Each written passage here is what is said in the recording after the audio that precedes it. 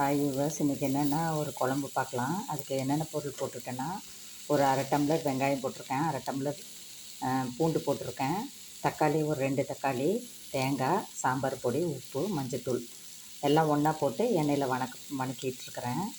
மறுபடியும் சொல்ல பாருங்கள். சின்ன வெங்காயம், பூண்டு, தக்காளி, சாம்பார் பொடி, தேங்காய், மஞ்சத்தூள் எல்லாத்தையும் எண்ணெயில் போட்டு வணக்கிட்டுருக்கேன். இப்போ பார்த்திங்கன்னா கத்திரிக்காயில் கொஞ்சம் சீரகம், கொஞ்சம் வெந்தயம் போட்டுட்டேன், கொஞ்சம் மஞ்சத்தூள் போட்டு எண்ணெயில் ஃப்ரை பண்ணிடலாம். இதிலே கொஞ்சம் கொத்தமல்லி தூள் போட்டுக்கிறேன். இப்போ பார்த்திங்கன்னா மிக்சியில் அரைச்சது சின்ன வெங்காயம், பூண்டு, தக்காளி, தேங்காய் அரைச்சதை அப்படியே கத்திரிக்காயோடையே போட்டுட்டேன். ஒரு விசில் கொடுக்கலாம். பார்த்திங்கன்னா கடுகு, சீரகம் போட்டு கருவேப்பிலை போட்டுட்டு அப்படியே குழம்பு ஊற்றிடலாம். காய் வெந்தோடனே நம்ம எடுக்க வேண்டியது தான்.